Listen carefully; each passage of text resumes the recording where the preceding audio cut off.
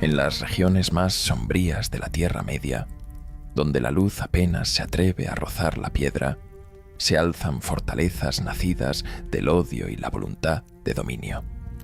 Profundas en el norte, bajo montañas ennegrecidas por el fuego antiguo, reposan los ecos de Angband y Utumno, reinos donde el sufrimiento fue moldeado como herramienta y la vida retorcida hasta perder su forma original. Dominios que respondían a un solo nombre, susurrado con temor incluso por los sabios: Melkor, el primero y más poderoso de los señores oscuros. Ríos de ceniza, cielos sin estrellas y criaturas nacidas del temor habitan estos dominios. Los susurros del viento arrastran historias de cadenas, de llamas eternas y de un poder tan vasto que incluso los propios dioses llegaron a temerlo. Porque antes de que hubiera reyes, anillos o guerras conocidas, ya existía un mal antiguo, paciente, aguardando su momento para reclamar el mundo. Buenas noches, viajero. Ponte cómodo. Deja que el silencio te envuelva y que mi voz te guíe. Esta noche desentrañaremos los secretos ocultos de la primera oscuridad, los orígenes de un mal que marcó para siempre la historia de la Tierra Media.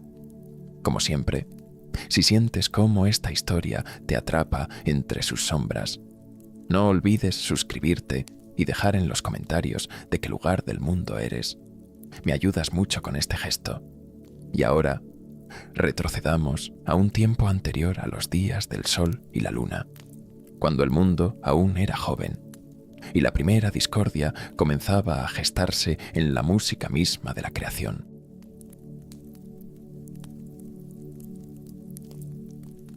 Antes de que existieran los cielos, las tierras o los mares, antes incluso de que el tiempo tuviera forma, todo era pensamiento.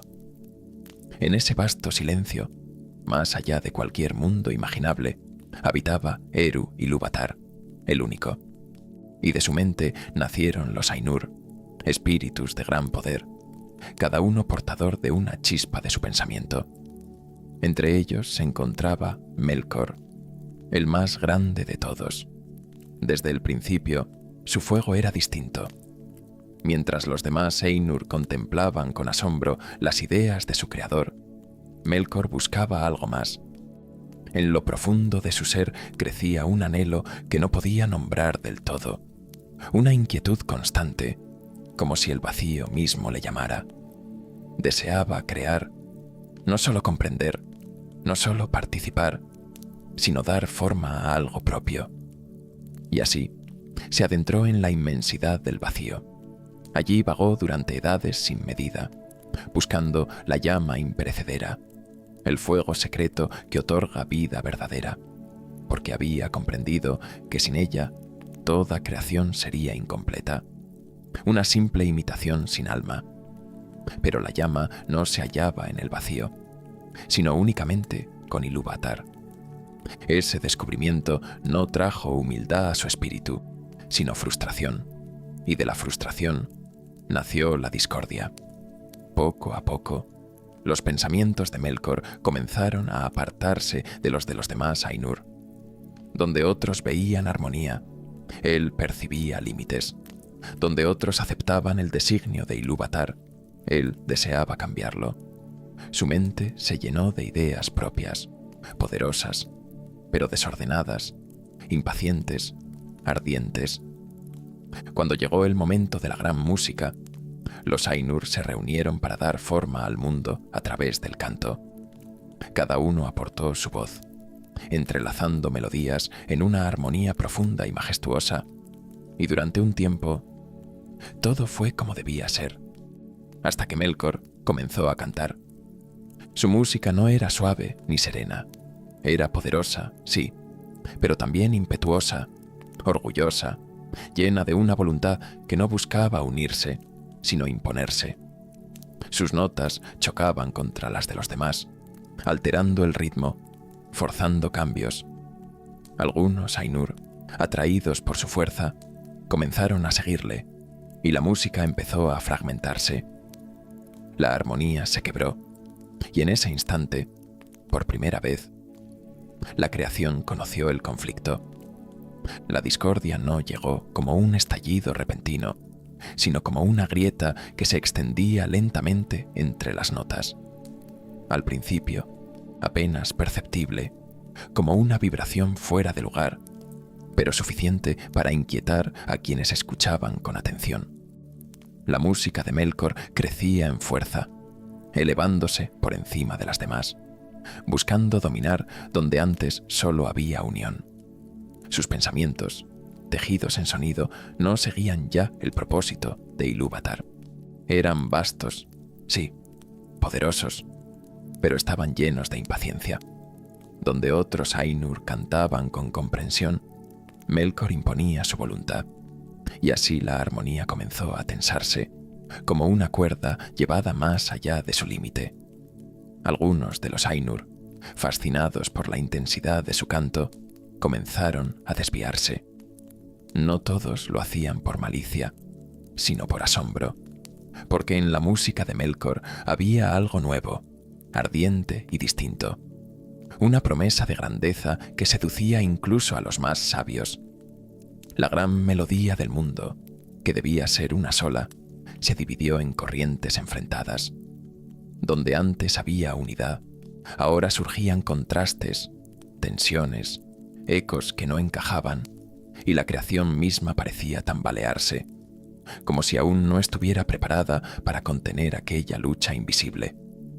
Entonces, Ilúvatar respondió sin ira, sin alzar la voz, introduciendo un nuevo tema en la música.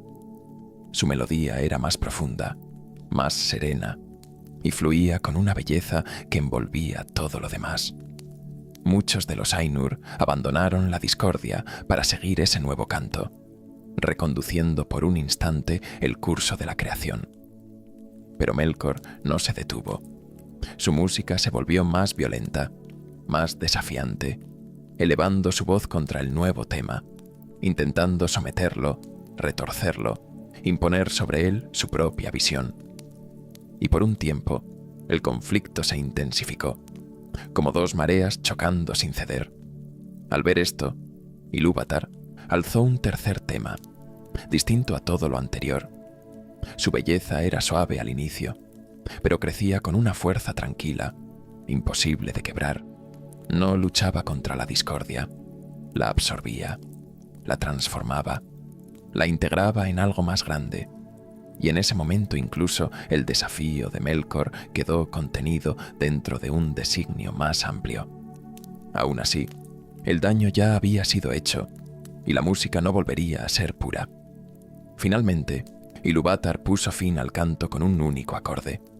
El silencio que siguió no fue vacío, sino revelación. En ese silencio, las notas tomaron forma, y lo que había sido música se convirtió en visión. Los Ainur contemplaron por primera vez el mundo que habían ayudado a crear. Montañas alzándose, mares extendiéndose, vientos recorriendo tierras jóvenes, y en cada rincón de aquella visión estaba presente la huella de la música, incluso la de Melkor, porque aunque había intentado corromperla, no había podido escapar al propósito de Ilúvatar. Su discordia, su rebeldía, todo había sido tejido inevitablemente dentro del destino del mundo. Y sin embargo, mientras los demás contemplaban con asombro, en el corazón de Melkor no había maravilla, sino un pensamiento persistente, oscuro y silencioso. Aquel mundo debía ser suyo. La visión se desvaneció lentamente, pero lo que había sido mostrado no podía ser olvidado. Aquel mundo que los Ainur habían contemplado, nacido de la música y marcado ya por la discordia, no era una simple idea. Estaba destinado a existir, y entre todos ellos, Melkor fue uno de los que más ardientemente deseó entrar en él, no por amor a la obra, sino por dominio. Cuando los Ainur descendieron a Ea, el mundo que es, y pusieron pie en Arda, comenzaron su labor. Allí, donde antes solo había forma incipiente, comenzaron a levantar montañas, a excavar mares, a dar orden a lo que aún era caos. Manwë, hermano de Melkor, guiaba muchas de estas tareas con sabiduría y paciencia, mientras otros, como Aule, modelaban la sustancia misma del mundo. Pero Melkor no llegó como un creador más. Durante un tiempo, observó. Caminó por las tierras recién formadas, sintiendo el pulso del mundo bajo sus pies, midiendo la obra de los demás, comprendiendo sus límites. Y en su interior crecía una certeza cada vez más firme. Aquel mundo, nacido en parte de su música, le pertenecía más que a ningún otro. Y así, sin ocultarlo ya, proclamó su voluntad. Se declaró señor de Arda. Sus palabras no fueron un susurro ni una insinuación, sino una afirmación clara, firme, cargada de un poder que hacía temblar incluso el aire que lo rodeaba. Algunos de los Ainur se apartaron, perturbados por aquella declaración. Otros se opusieron abiertamente, y entre ellos, Manwë comprendió que lo que había comenzado como discordia en la música ahora tomaba forma en el mundo. La primera ruptura había llegado. Melkor no esperó respuesta. Allí donde los demás construían, él deshacía. Donde levantaban montañas, él las derribaba o las retorcía hasta volverlas irreconocibles. Donde trazaban valles y mares con cuidado, él los desfiguraba, mezclando tierra y agua en formas violentas e impredecibles. No buscaba solo destruir, sino corromper, alterar, hacer suyo aquello que otros habían creado. La obra de Aule fue una de las más castigadas, quebrada una y otra vez como si ningún diseño pudiera resistir su voluntad. Y en cada acto, su poder crecía, alimentado no solo por su esencia, sino por la propia sustancia de Arda, que comenzaba a absorber y reflejar su presencia. Porque Melkor no se limitaba a actuar sobre el mundo, se extendía dentro de él, lentamente, casi sin que los demás lo percibieran al principio. Parte de su ser se dispersaba por la materia misma de Arda. En la piedra, en el fuego, en el aire quedaban restos de su poder, como una sombra invisible asentándose en los cimientos del mundo. Los otros, Valar, comprendieron entonces que no enfrentaban solo a un rebelde, sino a una fuerza que comenzaba a entrelazarse con la propia realidad de Arda. Las confrontaciones no tardaron en llegar.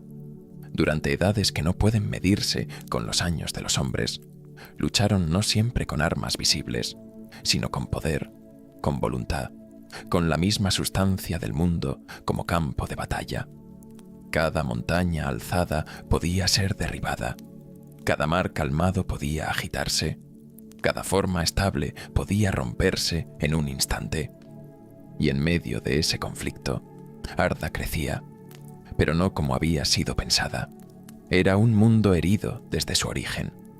Finalmente, los Valar llamaron a otros de los suyos para reforzar su causa, y entre ellos llegó Tulkas, el más fuerte en la lucha, cuya fuerza directa y risa desafiante marcaron un cambio. Melkor, por primera vez, conoció algo cercano al temor. Cuando Tulkas entró en Arda, no lo hizo con cautela. Su presencia era directa, imparable, y su ira no estaba velada por dudas ni estrategias. Allí donde se enfrentaron, la tierra misma tembló, y por un instante el dominio de Melkor se vio realmente amenazado. Y así, en lugar de resistir hasta el final, Melkor se retiró, no como una derrota aceptada, sino como una decisión calculada. Se alejó hacia las regiones más remotas, más allá del alcance de los Valar, ocultándose en la vastedad de la oscuridad exterior. Pero su retirada no fue abandono, sino preparación. Desde las sombras comenzó a reunir fuerzas. Espíritus menores, atraídos por su poder o seducidos por sus promesas, acudieron a él. Algunos ya le habían seguido en la música y ahora encontraban su lugar en la nueva realidad. Entre ellos estaban aquellos que más tarde serían conocidos como Balrogs, envueltos en fuego y sombra. Mientras tanto, los Valar continuaban su labor, intentando restaurar lo que había sido dañado. Pero ya nada era completamente puro. Cada creación llevaba en sí la marca de lo ocurrido, una imperfección sutil pero permanente. Y en la distancia, más allá de su vista, Melkor observaba, esperaba, y en su silencio su odio no disminuía, se afilaba. Desde la lejanía del vacío, donde la luz no alcanza y el tiempo parece diluirse, Melkor aguardó, no como un ser derrotado, sino como una sombra que aprende a extenderse en silencio. Mientras los Valar restauraban a Arda con paciencia, intentando recomponer lo que había sido quebrado, él reunía fuerzas, creciendo en secreto, alimentando su odio con cada recuerdo de oposición. Cuando regresó, no lo hizo con anuncio ni desafío abierto. Descendió sobre el mundo como una presencia oculta, atravesando los confines de la noche hasta alcanzar de nuevo las tierras de Arda. Allí, en las regiones más remotas del norte, excavó en lo profundo de la tierra y levantó su primera gran fortaleza, Utumno. No era solo una construcción, sino una herida abierta en el mundo, una grieta por la que su poder comenzaba a filtrarse sin control. Desde Utumno, su influencia se expandió como un veneno lento. Las criaturas cambiaban. El miedo nacía donde antes había armonía. Las aguas se enturbiaban y la vida comenzaba a volverse contra sí misma.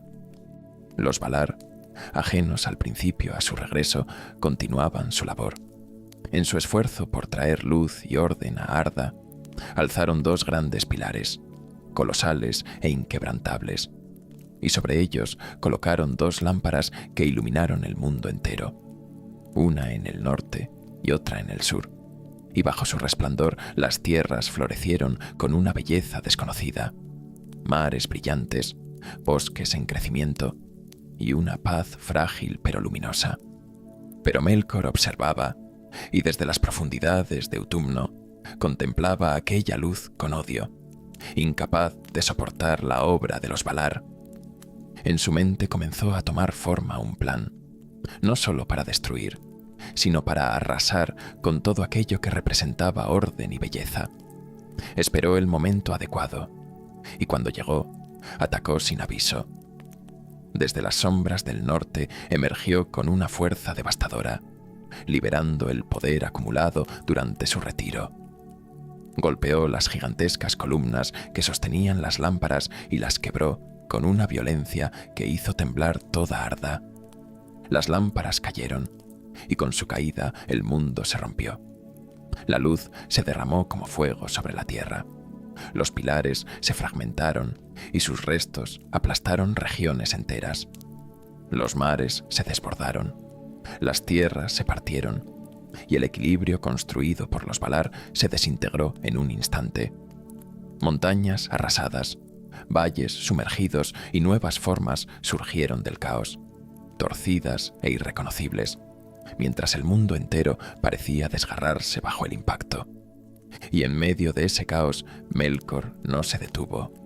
Regresó a Utumno, ocultándose una vez más en su fortaleza, mientras el desastre se extendía. Para él no era destrucción sin propósito, sino una victoria. Había demostrado que ningún orden podía sostenerse frente a su voluntad, que incluso la luz podía ser derribada. Los Valar, al contemplar la ruina, comprendieron la magnitud de lo ocurrido.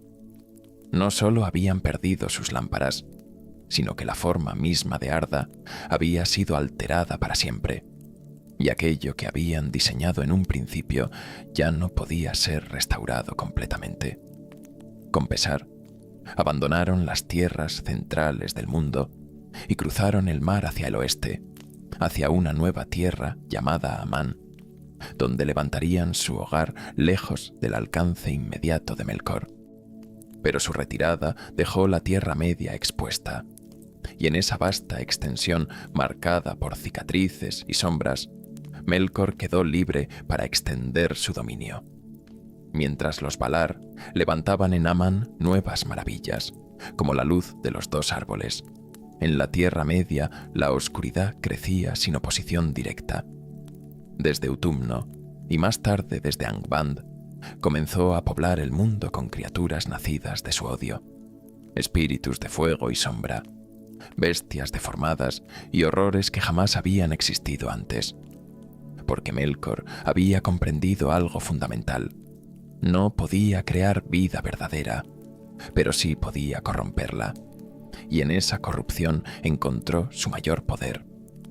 Tras la caída de las lámparas y la huida de los Valar hacia Aman, la Tierra Media quedó sumida en una penumbra inquietante, no del todo oscura, pero sí abandonada, como un mundo que había sido dejado atrás demasiado pronto. En ese silencio roto, solo por el eco de antiguas ruinas, Melkor se alzó sin oposición directa, y su poder comenzó a extenderse con una libertad que nunca antes había conocido. Desde las profundidades de Utumno, su primera gran fortaleza, gobernaba como una presencia invisible pero constante.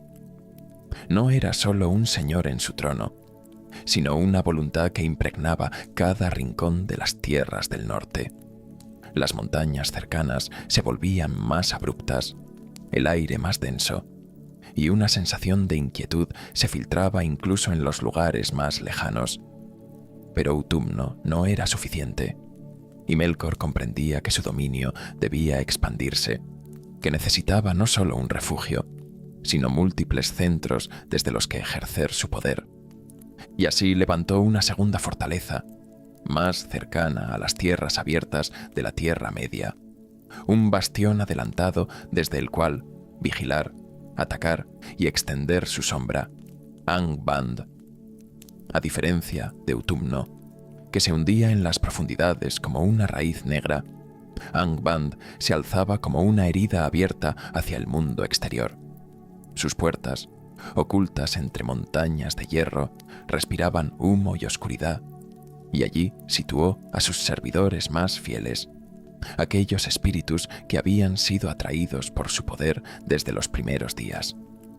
Entre ellos estaban los que más tarde serían temidos en todas las edades, los Balrogs, seres de fuego envueltos en sombra, cuya sola presencia deformaba el aire a su alrededor.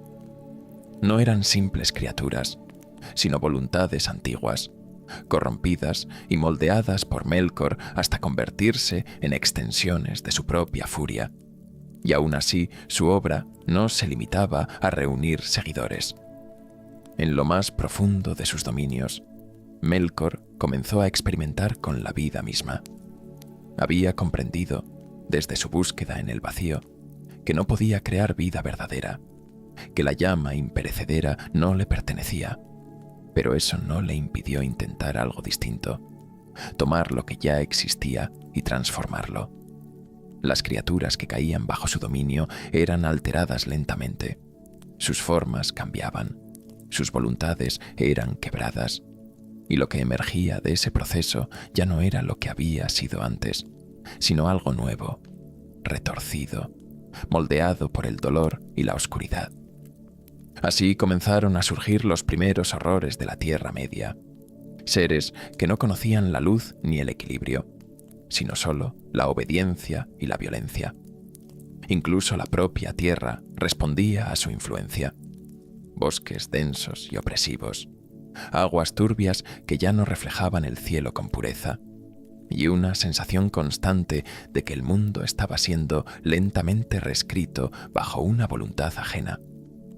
Y mientras todo esto ocurría, los Valar permanecían en Aman, creando una nueva luz bajo la forma de los dos árboles, ajenos en gran medida a la magnitud de lo que crecía en la Tierra Media. Solo algunos, como Ulmo, percibían la inquietud en las aguas, o como Orome, que en ocasiones cabalgaba por las tierras oscuras cazando las criaturas de Melkor. Pero sus acciones eran fragmentarias, dispersas, insuficientes frente a una sombra que no dejaba de expandirse. Melkor, en cambio, era constante. Con el paso de los años, su dominio se volvió más firme, y las sombras del norte dejaron de ser simples regiones peligrosas para convertirse en territorios definidos donde su voluntad era ley.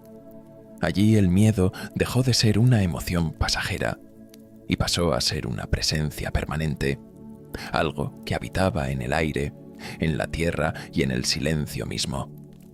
Fue entonces cuando algo nuevo ocurrió. En un rincón lejano del mundo, lejos de sus fortalezas, despertaron los primeros elfos, los hijos de Ilúvatar, y su llegada no pasó desapercibida para Melkor. Como una chispa en la oscuridad, su existencia atrajo su atención de inmediato, porque en ellos había algo que él no podía crear ni corromper por completo, y eso lo inquietaba tanto como lo atraía. Y así, mientras los primeros elfos abrían los ojos bajo las estrellas sin conocer aún el mundo ni sus peligros, la sombra de Melkor ya se deslizaba hacia ellos, lenta, silenciosa e inevitable. La sombra había crecido demasiado. Aunque en Amán la luz de los dos árboles brillaba con una serenidad casi intacta, no todos los Valar permanecían ajenos a lo que ocurría al este. Había señales, sutiles al principio, pero cada vez más difíciles de ignorar. Aguas inquietas, tierras alteradas, ecos de un mal que no dejaba de expandirse, y entre todas ellas una verdad comenzó a imponerse con claridad. Melkor no se había retirado, había regresado con más fuerza, pero fue el despertar de los elfos lo que cambió todo. Cuando Oromé, el cazador, cabalgó por las tierras de la Tierra Media y encontró a los primeros hijos de Ilúvatar junto a las aguas de Cuivienen, comprendió el peligro inmediato, porque no solo él los había hallado. En las sombras, Melkor también había sentido su llegada, y su influencia ya comenzaba a rozarlos. Algunos desaparecían, y otros hablaban de figuras oscuras que se movían entre los árboles, de susurros en la noche, de un miedo que no tenía forma, pero que se sentía real. Orome no tardó en regresar a Amán con la noticia, y allí, ante los Valar, expuso lo que había visto, entendiendo que no era solo una amenaza, sino el comienzo de algo que no podía permitirse. Manwë comprendió entonces que había llegado el momento de actuar, no solo por Arda o por el equilibrio del mundo, sino por los propios elfos, que aún no conocían el mal y ya estaban siendo tocados por él. Y así los Valar tomaron una decisión que cambiaría el curso de la historia. Irían a la guerra. El poder del oeste se alzó, y los Valar abandonaron Amán, marchando hacia la Tierra Media con una fuerza que ningún ser en Arda había contemplado antes. Era una guerra de dioses, una confrontación entre voluntades primordiales, y el mundo mismo sería el campo de batalla. Cuando llegaron al norte, donde las fortalezas de Melkor se alzaban entre montañas ennegrecidas, no hubo palabras ni negociaciones, y la guerra comenzó con una violencia que desgarró la tierra. Las fuerzas de Melkor salieron a su encuentro, criaturas de sombra, espíritus de fuego y horrores nacidos de la corrupción, pero frente al poder de los Valar comenzaron a ceder, aunque no fue una victoria rápida, porque Melkor había tenido tiempo.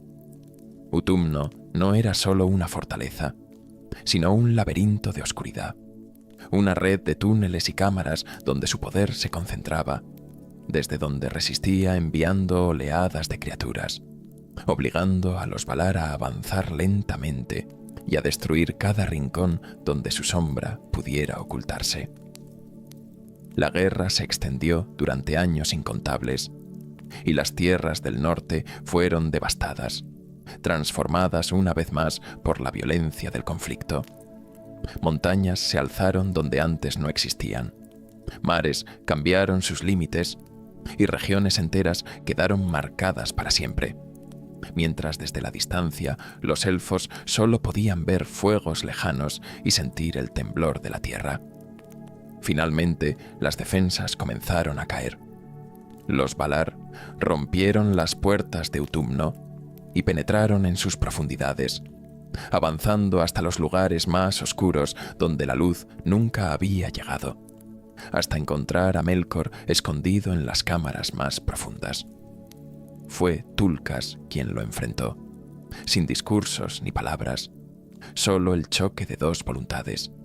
Y esta vez Melkor no pudo huir ni esconderse. Fue derribado y encadenado con Angainor, la cadena forjada por Aule, reducido por la fuerza combinada de los Valar, mientras Utumno era destruida, sus pasillos derrumbados y sus secretos sepultados. Aunque no todos fueron encontrados, pues algunos de sus sirvientes lograron escapar, entre ellos Sauron. Cuando la guerra terminó, el mundo había cambiado de nuevo. Las tierras del norte quedaron marcadas por la destrucción, y aunque la victoria había sido alcanzada, no fue sin coste. Melkor fue llevado de vuelta a Aman, encadenado y humillado, y ante el trono de Manwë pidió perdón, ocultando su orgullo bajo palabras medidas, ofreciendo sumisión donde antes había exigido dominio. No todos creyeron en su arrepentimiento. Tulkas desconfiaba, Ulmo guardaba silencio, pero el juicio fue claro. No sería destruido, sería encarcelado. Y así Melkor fue llevado a las estancias de Mandos, donde ningún ser podía escapar, condenado a permanecer largas edades separado del mundo que había intentado reclamar, mientras incluso en la oscuridad de su prisión su pensamiento no descansaba. Y durante largas edades Melkor permaneció en silencio, encadenado en las estancias de Mandos, lejos del mundo que había intentado someter. No hubo gritos ni desafíos abiertos. Su poder, contenido, no podía extenderse como antes, pero su mente seguía intacta, y en esa quietud forzada su odio no desapareció, sino que se volvió más frío, más paciente, más calculado. Con el paso del tiempo, incluso los Valar comenzaron a percibir aquel silencio como un cambio. No había señales de rebelión ni intentos de fuga, solo una quietud prolongada, casi convincente. Y así cuando finalmente fue llevado ante el juicio, Melkor se presentó no como un tirano, sino como alguien que había aprendido. Se inclinó, habló con humildad y pidió perdón, con palabras medidas, cuidadosamente elegidas, sin rastro del orgullo que una vez lo había definido. Reconocía sus errores, aceptaba el juicio y ofrecía sumisión donde antes había exigido dominio. Ante Manwë parecía sincero, pero no todos lo creyeron. Tulkas no olvidaba, Ulmo no confiaba, pero Manwë decidió otorgarle una oportunidad. No sería liberado por completo, pero sí podría moverse en Aman bajo vigilancia, lejos de la Tierra Media. Y así, Melkor volvió a caminar entre los Valar. Pero ya no era el mismo. Había aprendido algo que antes despreciaba: la paciencia. No intentó dominar con fuerza ni proclamó su voluntad, sino que observó, escuchó y comprendió, acercándose poco a poco a aquellos que consideraba más vulnerables, los elfos.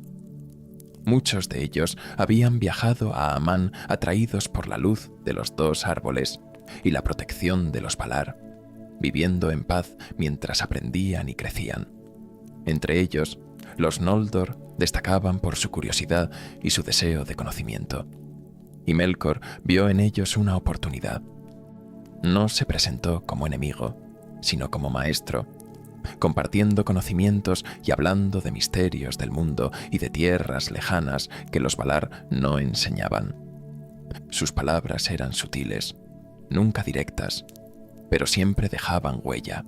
Sembraba ideas, dudas y deseos, hablando de libertad y de vastos territorios más allá del mar, de reinos que podrían gobernar por sí mismos.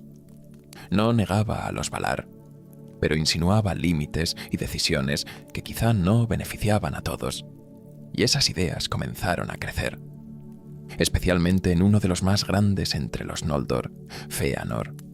Brillante, orgulloso e impulsivo, su mente ardía con una intensidad única. Era un creador sin igual, y en su corazón ya existía una chispa que Melkor no necesitó encender, solo alimentar. Poco a poco, la confianza se transformó en desconfianza. Los Valar dejaron de ser vistos como guías absolutos y pasaron a parecer guardianes que limitaban. Amon, que había sido un refugio, comenzó a sentirse como una prisión para algunos, y en ese cambio, la influencia de Melkor se hizo cada vez más profunda. No era visible, pero estaba en todas partes.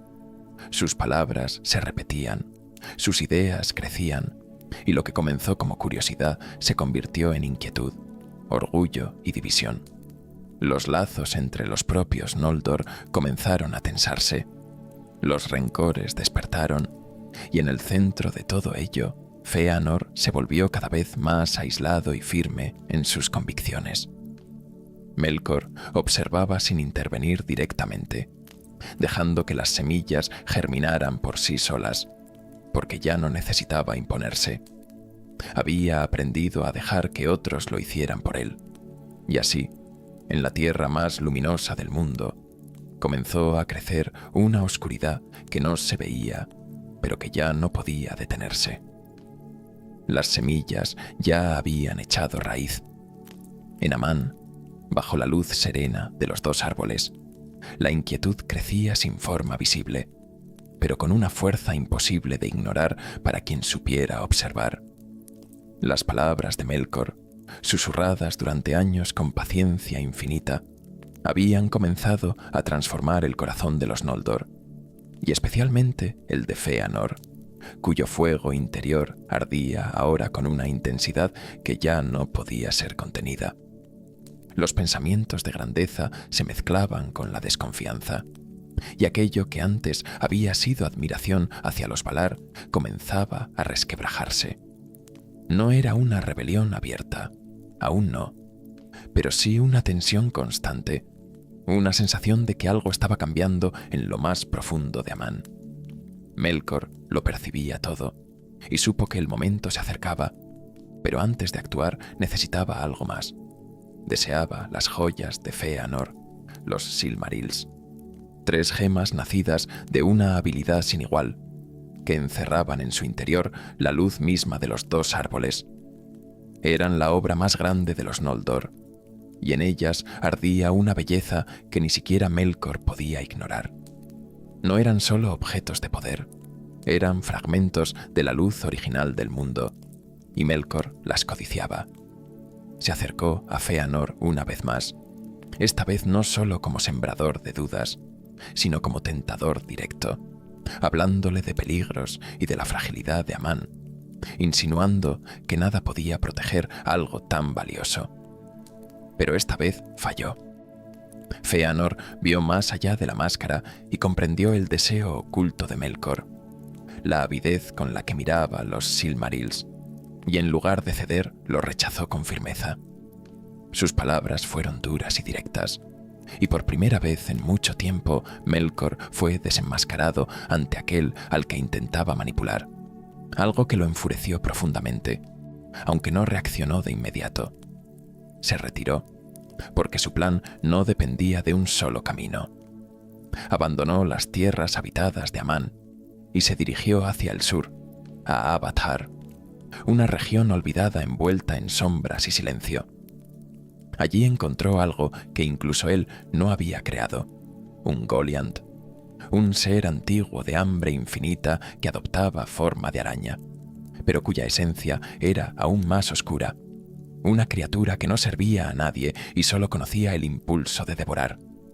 Melkor no intentó dominarla, sino que le ofreció un trato, prometiéndole alimento capaz de saciar su hambre. Un Goliant aceptó, y juntos tejieron una alianza nacida no de la lealtad, sino de la necesidad.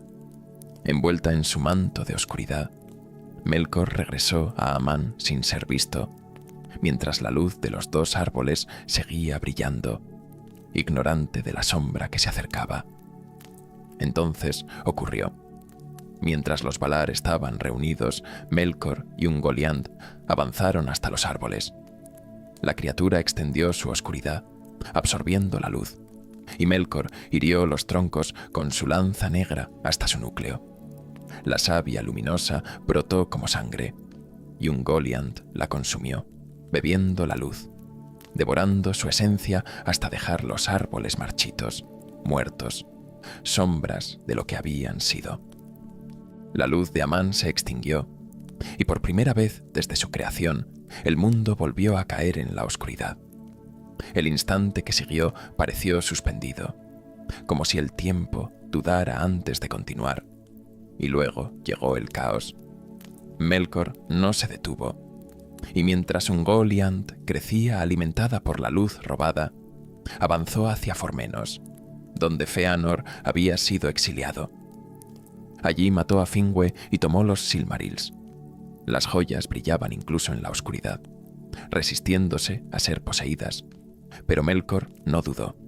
Las tomó y huyó hacia el norte junto a Ungoliant, dejando a Amán sumido en tinieblas.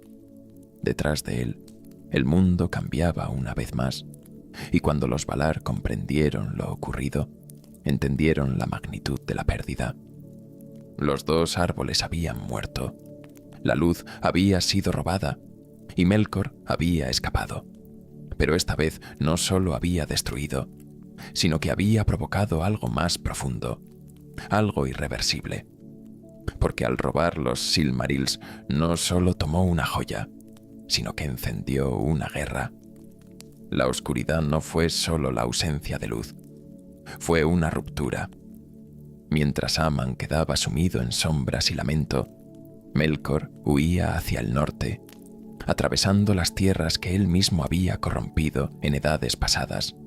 A su lado, Ungoliant crecía, hinchada por la luz que había devorado, su forma cada vez más vasta, más terrible y más difícil de contener incluso para quien había desatado su hambre. Pero el camino no era de alianza eterna, porque el hambre de Ungoliant no conocía límites. A medida que avanzaban hacia las regiones frías del norte, lejos ya del alcance inmediato de los Valar, la criatura comenzó a exigir más. Los tesoros que Melkor había tomado en su huida fueron entregados uno a uno, consumidos sin satisfacción, y aún así no era suficiente. Entonces exigió los Silmarils, las 3 gemas que ardían con la luz de los árboles y que brillaban incluso en la oscuridad más absoluta. Melkor se negó, no por miedo, sino por deseo, porque aquellas joyas eran demasiado centrales en su ambición, y esa negativa rompió el equilibrio. Ungoliant se volvió contra él. Sus redes oscuras lo envolvieron, y su hambre, desatada, lo atrapó como a una presa más.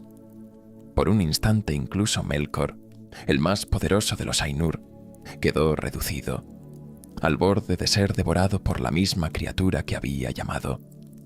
Entonces gritó, y su grito atravesó la tierra hasta alcanzar Angband.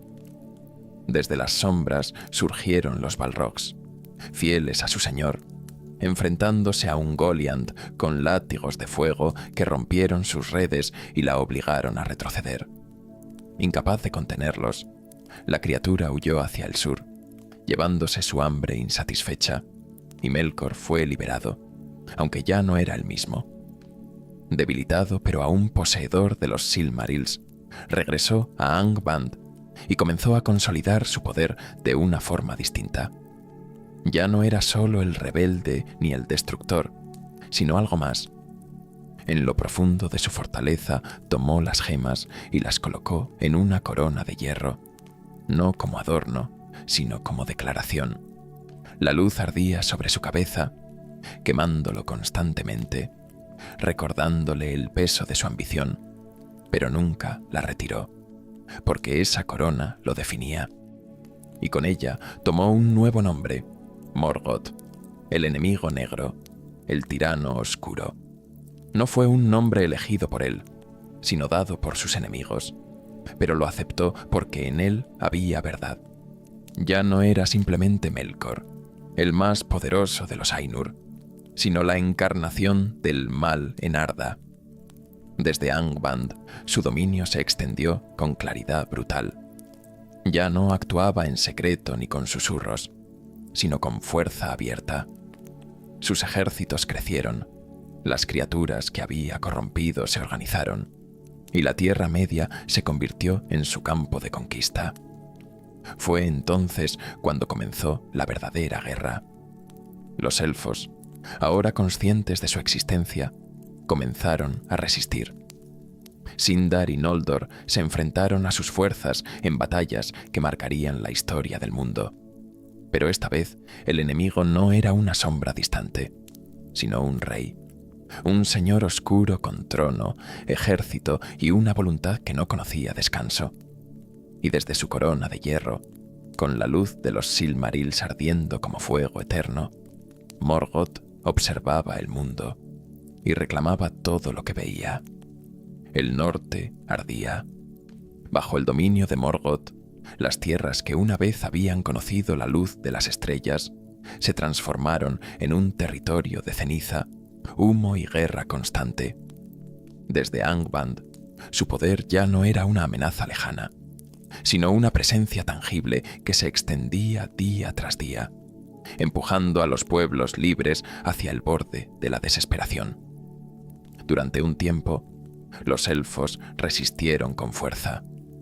Los Noldor, impulsados por su orgullo y su juramento, levantaron reinos, fortificaron fronteras y plantaron cara al enemigo con una determinación que sorprendió incluso a Morgoth.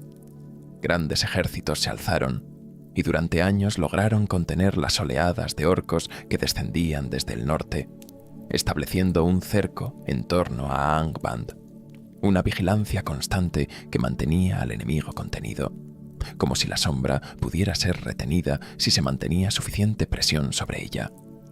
Pero Morgoth no era un enemigo que pudiera ser contenido para siempre. Aprendía, observaba y preparaba algo más. En lo profundo de sus dominios, donde el calor de la tierra se mezclaba con su propia voluntad, comenzó a dar forma a nuevas criaturas, no simples bestias ni sombras corruptas, sino algo distinto, algo que encarnaba el fuego y la destrucción de una manera más pura: los dragones. El primero de ellos emergió como una advertencia, aún joven e incompleto en su poder, pero suficiente para sembrar el miedo.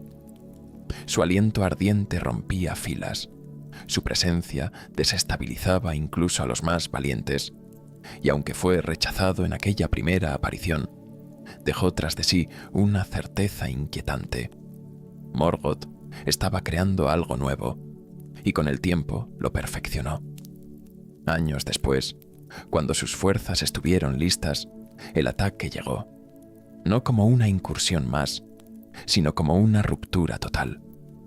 Ríos de fuego descendieron desde el norte, arrasando las tierras que durante tanto tiempo habían permanecido firmes.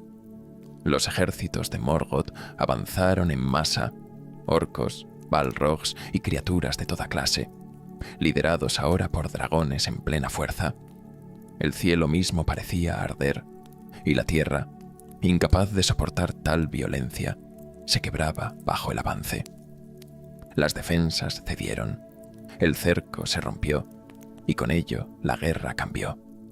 Los reinos élficos comenzaron a caer uno tras otro, y aquellos que habían resistido durante siglos se vieron superados no solo por la fuerza bruta, sino por la magnitud del terror que Morgoth había desatado. Ya no era una guerra de equilibrio, sino de supervivencia. En el oeste, grandes señores élficos cayeron defendiendo sus tierras, mientras en el este las fuerzas se dispersaron, incapaces de contener el avance. Refugiados huían hacia el sur, llevando consigo historias de fuego, destrucción y criaturas que ningún relato anterior había descrito, mientras en medio de todo ello Morgoth permanecía en su trono. No necesitaba marchar al frente, porque su voluntad ya estaba en cada batalla. Cada derrota, cada ciudad caída, cada llama que consumía los bosques era una extensión de su poder. Y la Tierra Media no solo estaba siendo conquistada, sino transformada en algo que reflejaba su propia naturaleza. Incluso aquellos que lograban resistir lo hacían bajo una sombra constante, porque el miedo ya no era momentáneo, sino permanente. Y así, mientras el fuego se extendía y los dragones surcaban los cielos, una verdad comenzó a asentarse en los corazones de todos los pueblos libres. La guerra podía no ganarse jamás. La victoria de Morgoth no llegó de golpe, sino como una marea que no dejaba de avanzar.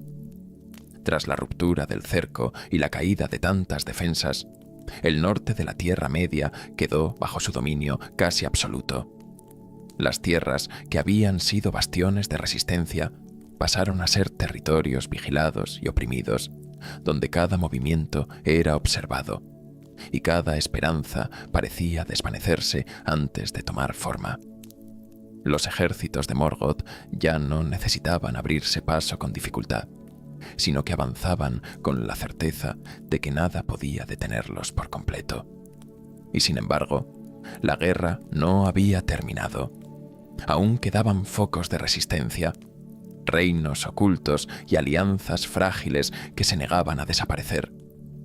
Elfos, hombres y enanos luchaban no por la victoria, sino por sobrevivir un poco más, por proteger lo poco que quedaba de su mundo frente a una oscuridad que parecía infinita.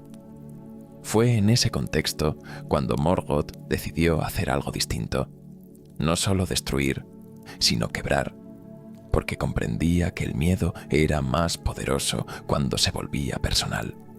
Y así, cuando uno de sus enemigos más valientes cayó en sus manos, decidió convertirlo en algo más que un prisionero.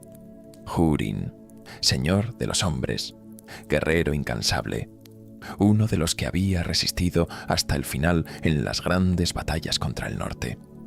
Capturado tras una lucha desesperada, fue llevado ante Morgoth, no para ser ejecutado, sino para ser utilizado.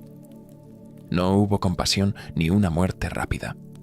Morgoth lo llevó a lo alto de sus dominios, a un lugar desde el que podía contemplar las tierras del oeste, y allí lo sentó en una roca, inmóvil, incapaz de escapar. No lo encadenó con hierro, sino con su propia voluntad, y entonces lo maldijo, no solo a él, sino a todo aquello que amaba, su familia, su sangre, su destino.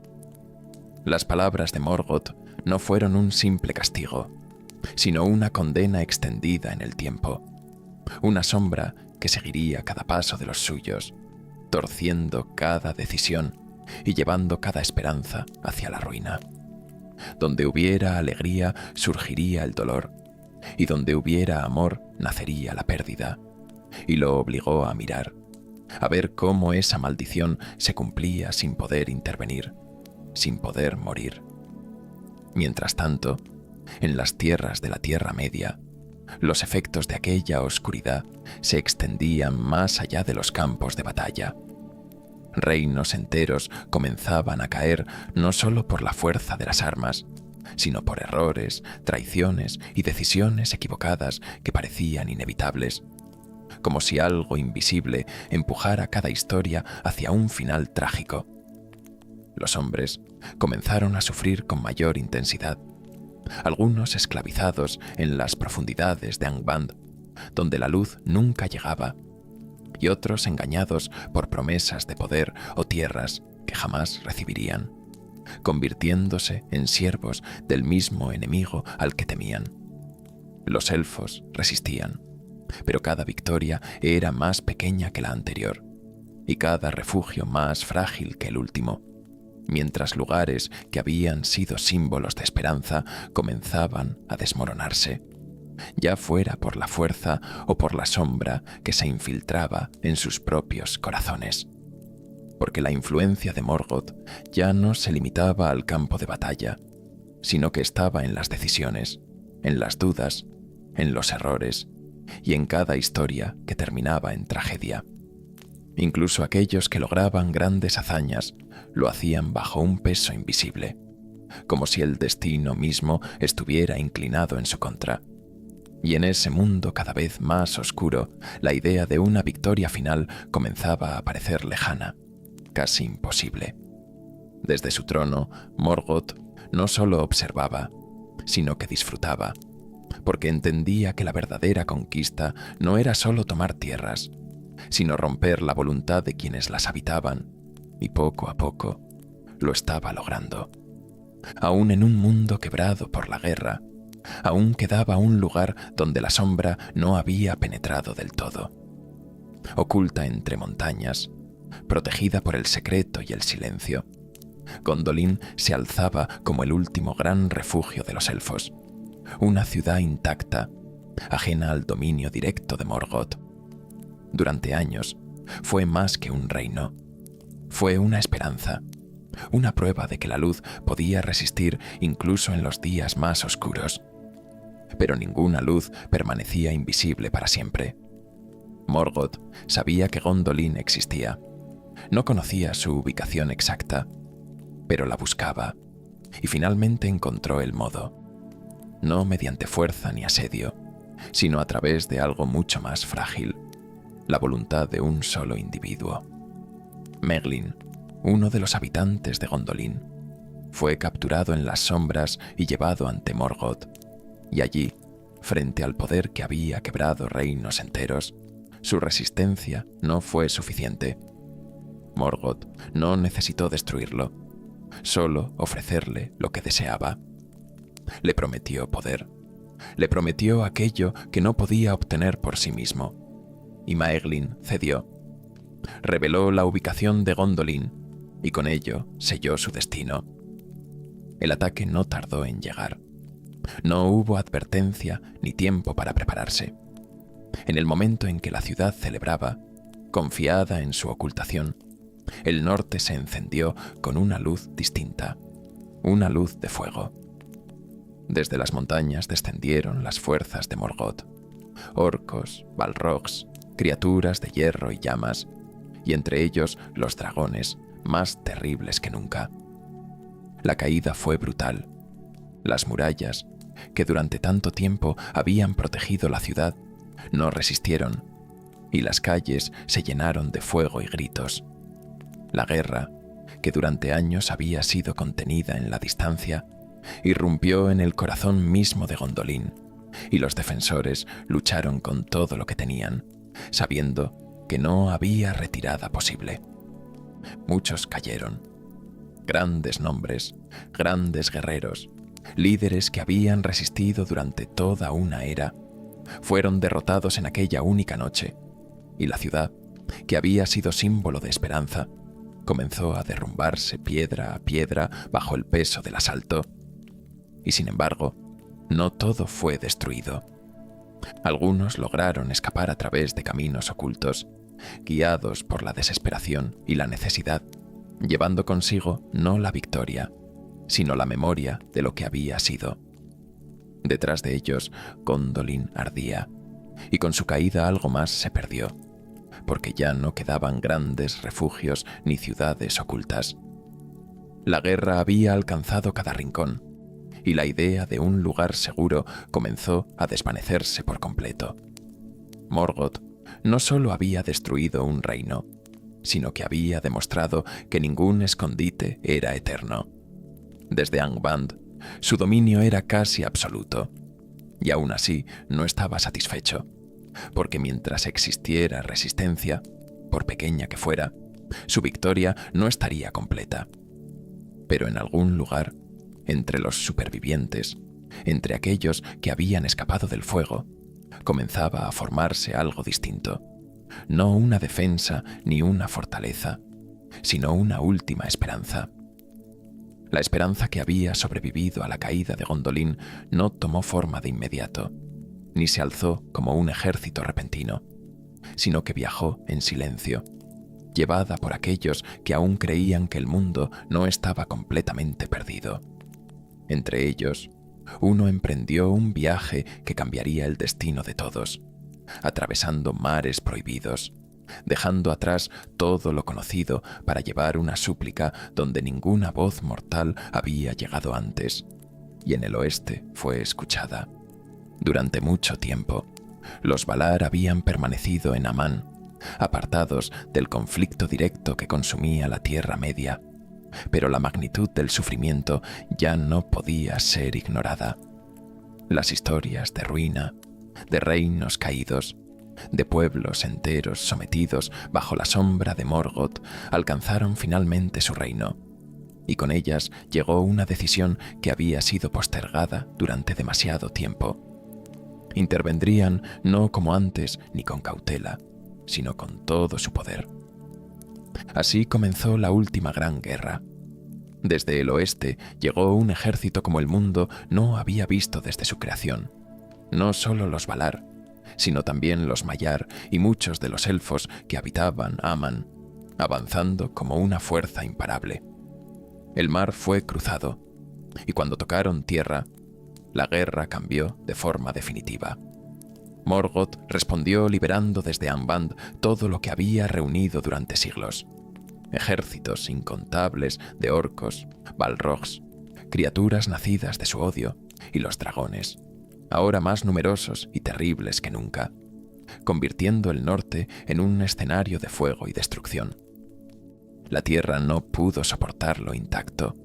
Montañas se partieron, ríos cambiaron su curso, y regiones enteras desaparecieron bajo la violencia del conflicto. Durante años, la guerra se extendió sin una victoria clara al principio, como si el propio mundo dudara de su resultado, pero incluso Morgoth podía ser desafiado. En un último intento por cambiar el curso de la batalla, liberó su arma final, los dragones alados, criaturas que surcaban los cielos como tormentas vivas, llevando fuego y destrucción desde las alturas, y por un instante pareció que la balanza volvía a inclinarse a su favor. Entonces el cielo respondió. Desde el oeste surgió una nueva fuerza que se enfrentó a los dragones en su propio dominio, y el combate en los cielos fue feroz y prolongado. Cuando finalmente las criaturas de Morgoth comenzaron a caer, algo cambió de manera irreversible. Sus fuerzas empezaron a romperse, y lo que había sido un dominio absoluto comenzó a desmoronarse como una estructura incapaz de sostenerse. Los ejércitos retrocedieron, las criaturas huyeron, y Angband, que durante tanto tiempo había sido inexpugnable, quedó expuesta. Morgoth, por primera vez en eras incontables, sintió la derrota. No salió a luchar ni desafió directamente a sus enemigos, sino que se retiró a lo más profundo de su fortaleza, a los lugares donde su poder había nacido y crecido, como si aún pudiera ocultarse. Pero esta vez no había oscuridad suficiente para protegerlo.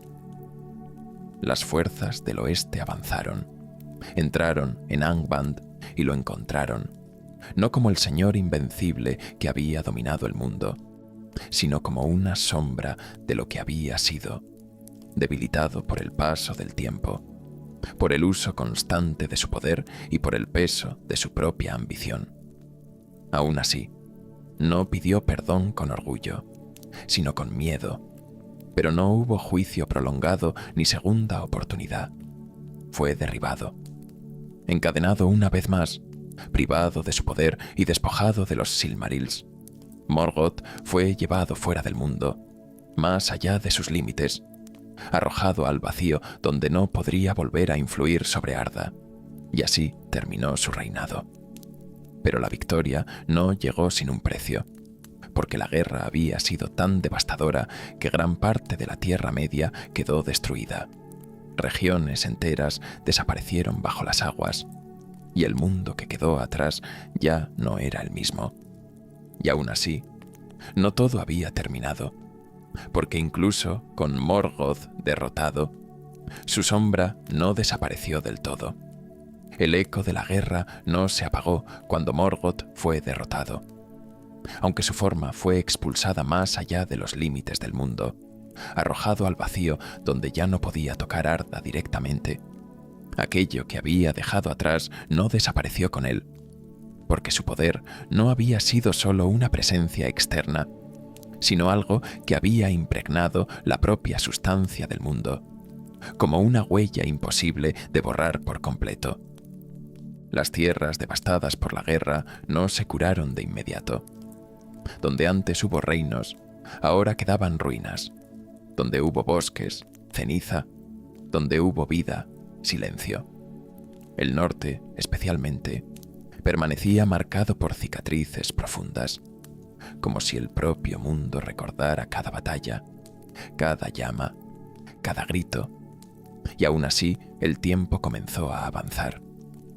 Los pueblos libres, aquellos que habían sobrevivido, empezaron a reconstruir lentamente, levantando nuevos asentamientos y nuevas esperanzas, aunque ninguna de ellas era igual a lo que había existido antes, porque la era de Morgoth había cambiado algo fundamental.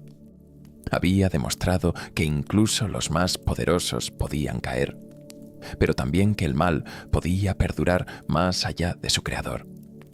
Entre las sombras que quedaron, había una que destacaba sobre las demás.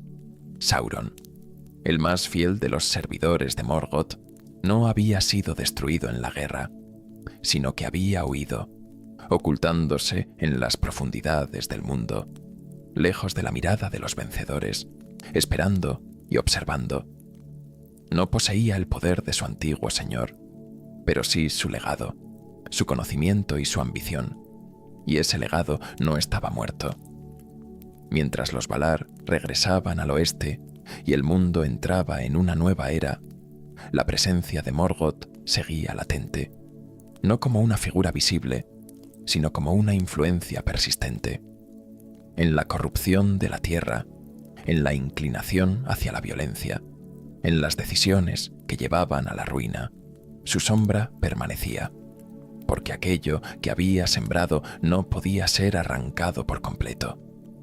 Había cambiado Arda para siempre, y aunque los siglos pasaran, aunque nuevas historias surgieran y nuevos héroes se alzaran, el eco de su existencia seguiría presente, recordando a todos que el mal no desaparece, solo cambia de forma. Y en algún rincón más allá del mundo, en el vacío donde fue arrojado, Morgoth aguardaba, no con prisa ni con impaciencia, sino con la certeza de que algún día las puertas de la noche podrían abrirse de nuevo, y cuando eso ocurriera, la última batalla aún estaría por llegar. Y así, viajero, la historia llega a su último susurro.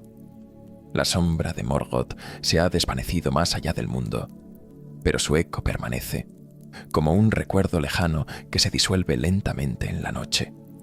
Las tierras descansan, heridas pero en calma, y el tiempo, paciente, continúa su curso mientras todo lo que fue arde suavemente en la memoria del mundo.